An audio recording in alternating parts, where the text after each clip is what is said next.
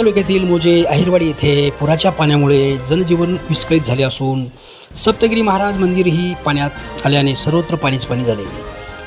या पुरामुळे शेतकऱ्यांचे उभे पीक पाण्यात बुडाले असून यामुळे शेतकऱ्यांच्या ऊस सोयाबीन सह इतर पिकांचे प्रचंड नुकसान झाले आहे। सतत पडणाऱ्या या निसर्गाच्या प्रकोपामुळे बळीराजा अडचणीत आला असून शासन प्रशासनाने याकडे लक्ष घालावे अशी मागणी पुढे येत आहे।